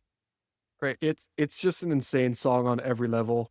Like, and it has so much synergy to it that Synergy. yeah, it's I like it's that. yeah. But it's not even close. I think you could nominate all of Sinners. Like you could nominate like the Don Toliver song that he put out for Sinners. You know, it Okay, was well, let's great. not Or, like, let's not go that far. you But could like it's that good. It's that good of like a whole like soundtrack that they've made with Ludwig. He did like a whole album that just never appears in the movies, and it's great. Yeah. Yeah, it's to me, it's not close. It's I Lied to You. I'm shocked that there's no Wicked for Good here. Just because glad. you just figure it would be. get it out. But we're cool without that. And do you think there should be a category? And this is again like this comes down to do we want to saturate the awards and make the show 20 minutes longer? But like needle drop placement. I don't know how you'd title that as a best song. Yeah, like best use like, of a pre-existing best song use in of a the song, movie. right? Yeah, I 'Cause love that. I think Marty Supreme had so many that were so like intrinsically tied to its score. And would that be something where you put Rocky Road to Dublin if it is a pre-existing song, right? So like I think we sometimes lock ourselves out of great moments in movies because of the weird requirements we have for these. Even with like Dune Part 2 last year, how it couldn't be nominated because it used things from Dune Part 1. But then It's Wicked like- got nominated and it was using it from Right. the musical. So like sometimes Right. it's just complete category fraud. So I think we just lock ourselves out of some really cool races here. And so maybe that's something that needs to be implemented with all the needle drops that happen. Yeah, Throughout I the years. I really like that idea, and I think that could be really Punk Rocker interesting. from Superman. Yeah, because we are sick. big fans of Good needle drop. well-placed needle drops, well-used needle drops in films. So that would be really fun to see. Maybe we could, when we become Academy members, we can campaign for that. Yep. Okay, last couple here. Let's do sound. This is always a Okay. fun category. I always really Always, enjoy the yep. nominees for sound. We have F1. Again, I'm not going to read the credits here because there's a lot of people, but Yep. everyone who worked on these, congratulations. I'm just not going to read your names. We have F1, Frankenstein, One Battle After Another, Sinners, and Surratt. Surratt finally getting some more love here. Finally getting another nom. Happy to see it. I'm going to say F1. I think F1's I think gonna it win does. this. I think it does have it kind of locked up, actually. Yeah. Like, I don't even think it's I think this is F1's to lose as much as like some of the other categories we've talked about where we feel like there's a clear favorite. I feel like F1, like, and it sounds incredible. Yes. I'm kind of surprised that there's no, I know it wasn't like the best Mission Impossible, but I'm surprised it's just not here on some of Sure. these categories for like sound. I You think mentioned weapons. Warfare, right? You also thought Warfare should have Jesus, well, we're gonna put get in to here. that too. Okay. But like 28 years later, to me, deserves a sound nom. Why is I think Frankenstein nominated for best what- sound? Insane. What the fuck? This is maybe one of the most Does egregious it make ones sense? when you have like, I think Weapons has insane sound design too, and makes really fun use of all of its different elements in that film. But yeah, there is one glaring omission that is like full on fraud watch, and that is the fact that Warfare is not here Yeah. is insane. Like, just the movie as a whole, first off, just stupid that it's not here for sound. But like just the show of force scenes. Yeah. Dude, For that play 'em that. alone. Play 'em Yes. that. So, and then the movie in general, you can feel where the bullets are coming from when you're not seeing them, dude. Like, it's a seriously, I know we just sometimes get oversaturated with war films, but you'd think that like a war film might perform decently in some of these categories with the Oscars because they historically do, and it's just straight up ignored. I'm almost like, did they even submit it? Because that's how I feel at this Right. point. Like, how could you ignore that? Because it just is. I think it's a winner for like best sound to me. F1, well deserved. I think it's going to win its award. Congrats. It definitely deserves it. But the fact that Warfare is just not even here is crazy. Yeah. Yeah, Warfare definitely should have been in. I know it is interesting to think about that. I guess I don't know if some of these movies even submitted for some of these awards. So maybe Right. Warfare didn't even put in to be nominated, and maybe That that's to me is like the only way it couldn't be here. exactly. But I do think F1 is going to be that classic example of big tentpole blockbuster, Lots of sounds. action blockbuster, very loud movie, and so we're going to get the best picture nom, and it's going to win in sound.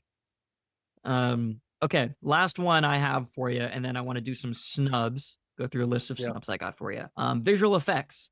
The nominees are Avatar: Fire and Ash, F1, Jurassic World Rebirth, The Lost Bus, and Sinners. Was that the Context- Matthew McConaughey Apple What the one? fuck is The Last Bus? Yes, it's Matthew It's The McConaughey Lost and Bus. America Ferrera.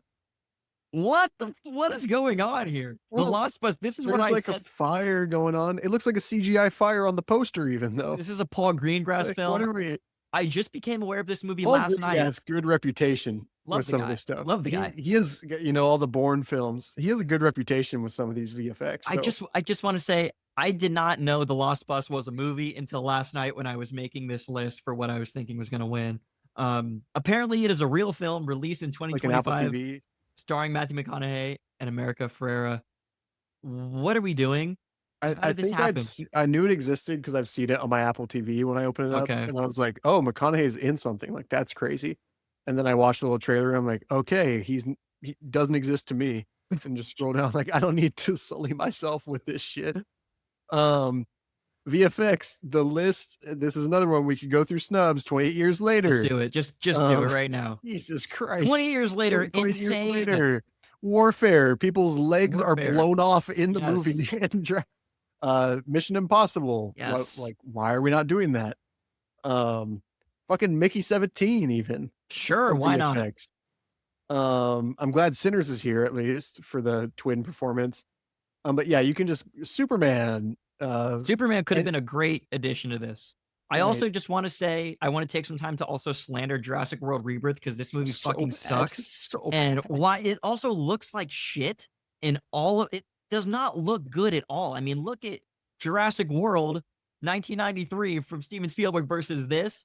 And why the fuck are we nominating this piece of shit movie for visual effects?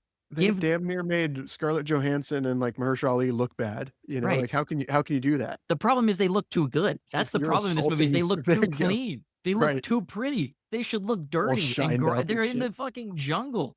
I mean, it's just I don't understand. This is where when I say like the Oscars usually has pretty good taste, but there's always just some like what the fuck moments. And this The Lost Bus, I've never even seen that movie, so like it is a what the fuck moment, but like I haven't even seen it, so I This is can't what- even fully they comment submitted on it. that. Like that's I one know. where I'm like, I can't believe they submitted this. This to me just feels like the obligatory Jurassic World. It's getting the visual effects nom because it's happened before, and like Yeah. these movies fucking suck and they don't look good.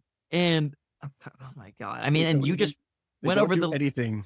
you just went over the list of films that were much more deserving in this Crazy. category, and none of them were nominated. And shit like this gets put in here, and this makes me upset.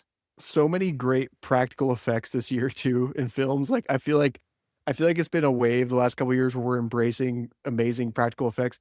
Is visual effects something that they need to split up I was between just thinking that. CGI and between practicalities, or what goes into production design? Like it just, Right. I feel like there needs to be a paragraph defining why.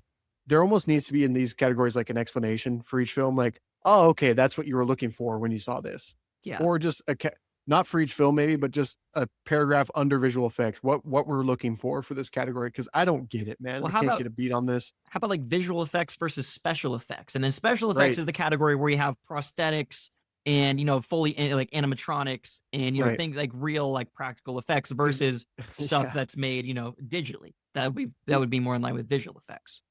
It's an insane list of snubs this year. is. Congrats, Avatar Fire and Ash. you Yes, won. congrats, You know, Avatar, yeah, Fire and Ash. Yeah, no shit. You It will was win no this matter what. category. Yeah, well deserved Crazy. too. I will say. I mean, the movie looks fucking incredible, and it's This like could go into makeup too, but like weapons, they're stabbing themselves with the forks even too. sure, And it's like going in real time, like little stuff like that is yeah. frustrating. Okay, those are our predictions. That's I guess our predictions of what we think of all these categories. Overall, I think this is a pretty good list. Yeah. We've gotten our what the fucks out of the way.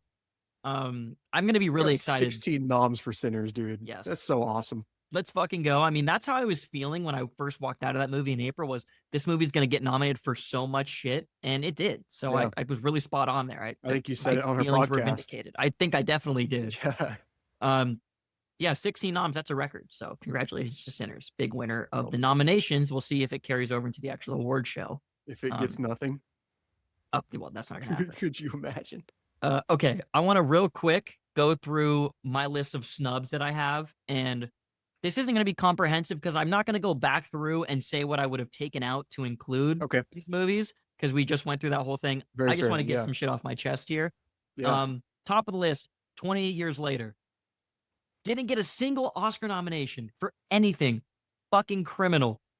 It could have been nominated in cinematography, editing, sound, makeup and hairstyling, adapted screenplay, score, director for Danny Boyle, and of course, Best Picture. Should have been nominated for some of, if not all of those categories. I cannot believe that it didn't get anything.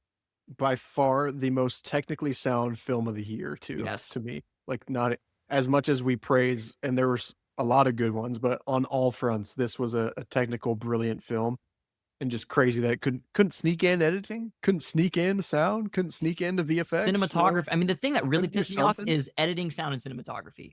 Like Yeah. those three together, especially editing and cinematography. I mean, the 30 iPhone rig and the way they use that to edit those Yeah. scenes where the arrows are shooting the zombies and it like cuts to like 6 different quick angles of that. Actually that pushing the shot. boundaries too. Literally innovating shit, and instead we're fucking nominating Frankenstein and this other bullshit. But like, Yep. anyways, I also have no other choice. Also got not a single Oscar nomination. Should have Could have easily been nominated in adapted screenplay, editing, cinematography, best leading actor and director for Park Chan-wook. What does Park Chan-wook have to do What at did he this point? do? Yeah. Did he like bang all their wives or something? Like, what the fuck is going on? I don't get why they don't like it. How many members are there? A lot. I don't know. A lot. All A like there lot. was, all like 2,000 or whatever, like the Heisman voting. Oh man. But yeah. What do you do? Yeah, you got to watch No Other Choice so you can kind of see what I'm talking about here. It's But hilarious to know the amount of snub he has gotten already going Crazy. into now. As someone who's Right. going to be a first time visitor, it's like, okay. yeah, this is not. He's been snubbed several times before, so the fact that he didn't get anything here is fucking ridiculous. Eddington, one of our favorite movies of the year. Yeah. Should have Not gotten it. surprised. No, I'm not surprised. I will Yeah. preface this by saying I'm not surprised because this was a very divisive movie, and I think all the Academy members want to forget about it because they were feeling very confronted and attacked, I think, for a lot of their positions during that time. Anyways, original screenplay, cinematography, editing, sound, actor for either Joaquin Phoenix or Pedro Pascal, and director for Ari Aster. Could have gotten any of those and should have gotten at least a few. I think Should've gotten screenplay. Yep. Definitely screenplay is like Yep. where I really could have seen it fitting in there. Especially And because also, original to me was the worst nominees of the two between adapted and original. I think we talked about original was not the one that was as strong. So that's where Eddington deserved to slide into me. yeah, I think it could have maybe fit in instead of Blue Moon, something like that. Like Yeah. Blue Moon's a good movie. It's very well written, very verbose dialogue, and has a lot going on there. But Eddington, I think, is much more real and hard hitting and visceral and like grips you and confronts you. Yeah. Yeah, Gets also, a reaction out of you because of its screenplay, no Yes. matter who you are. Yeah. Yes, exactly.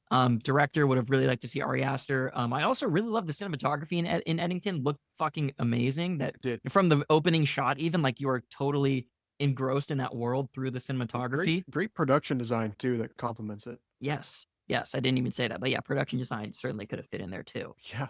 I shouted this out on the last pod, but The Legend of Ochi. This is a movie that has been completely overlooked. I don't think you've seen it. Cinematography, VFX. Oh, for cinematography, visual effects, production design. Cinematography, some of the best I've seen all year. Dante, I would say you should watch this just for the cinematography alone and let me know what you think. Incredible. Like I want to meet the guy who shot this and I want to like get him on a project and work with him on something. Yeah. Looked Yeah. fucking awesome. And he hadn't really done much before this movie. So also shot on digital. And it looks amazing. The level of grain used, the color grading, it's such a saturated, fully realized world. Loved it. Visual effects. I want to and production design that goes hand in hand. I want to with like the creature design in this movie. Right. It's all like practically done with like puppets and animatronics, and it feels super like tactile. Like you feel like you could reach out and grab it. Yeah. Doesn't feel fake. Why the Jurassic World gets nominated and this doesn't? Like fuck you. Like fuck all of you. Pisses me off. Warfare, we just talked about it, but sound and visual effects. I think this was like clear cut sound. We just talked about it, but sound and visual effects for Warfare, no doubt. Yeah. I want to just a couple more here. The Testament of Anne Lee. Have you heard of we talked about this one at all? The Testament Yeah, I of think Anne we Lee? talked about it, but I don't know. I know you've brought it up. Yes. So this is starring Amanda Seyfried. And this is written by Brady Right. Corbet and Mona Right. Fassvold, the team behind The Brutalist, and directed by Mona Fassvold. So Brady Corbet and Mona Fassvold are in a relationship. They together wrote The Brutalist, which Brady Corbet directed, and now it's Mona Fassvold's turn to direct. They both wrote The Testament of Anne Lee together. Mona Fassvold directed it. Amanda Seyfried, I think, kind of a snub for Best Actress. She is like going she's been crazy all in these- this movie. Yeah. Even if you just watch like the trailers or some clips, you'll get an idea of her performance in this movie. It is gigantic. I mean, Yeah. she is incredible in this movie. She holds the entire movie together. It's all resting on her shoulders. She's singing and dancing and chanting and like moving her body in incredibly impressive ways. Absolutely should have gotten a nomination here. Also production design, cinematography, and costume design. Like this Looks movie like is it. very Yep. technically proficient. I really, really love the cinematography. Also the production design of these old, like 18th century costumes, old English like sets, and costumes. I just thought all of it was like really, really well made. And definitely Yeah. should have. I mean, I would have put this over like Frankenstein and a lot of the shit, and I think this could have won instead of that. Well, I Um, think Amanda go ahead. Seyfried, like people don't realize she's such a great actress. She doesn't do as many projects, but she's really been delivering great performances in like First Reformed, which I just watched for the first Ooh, of time. course. Mank, beautiful performance in that Mhm. movie as well. She's doing the full on like Lily Rose Depp or um Florence Pugh in Midsummer Scream on my screen when I'm looking at this film right now. So I'm excited to Yeah. watch this because I she's great in everything I've seen her in and just kind of forgotten about, which is a shame. Yeah, this is a movie that I think just really, for some reason or another, kind of got swept under the rug. It came out at the right Yeah. time for like an Oscars push. Just didn't pick up the momentum that it needed. Kind of disappointing. We already talked about these here, but Marty Supreme and Surratt for best score. Easily should have been in. Fucking criminal that they were not. What do you have? Final thoughts, Dante, on all this? Wrap it up for us. Close us out here. It was a good award season, or it's gonna be. I think we have a lot more to root for than last year, even though I think we had a fun time because it kind of was a year where everything felt like a dark horse last year. I think this is a fun season to hopefully like pay our dues a little bit on some fun actors and fun movies and directors that we can get behind and really get those awards for people that we root for and movies that we really do love. I think we have that top end talent this year and recognition for it to match. I think we were both kind of bummed out with the lack of challengers last year, the lack of Dune last year. And this year we have those kind of front two movies that we love, Sinners and One Battle. I think we could title the podcast that because it feels like it's their award season to take by storm. So I'm really excited about it. We'll only know what we feel after it's all said and done. The nominations get us riled up in one way, and then the winners can really affect our opinions afterwards. So we're gonna see. We will see. We're gonna have to wait and see for Oscar night. So we'll have to do another pod. Of course, we will after Oscar night. Kind of go back to our predictions, see what we got right, what we got wrong, and sum it all up. But for now, I think we're just anticipating. It's what March 15th, I believe, is the Oscars. Yep. So Yep. should be fun.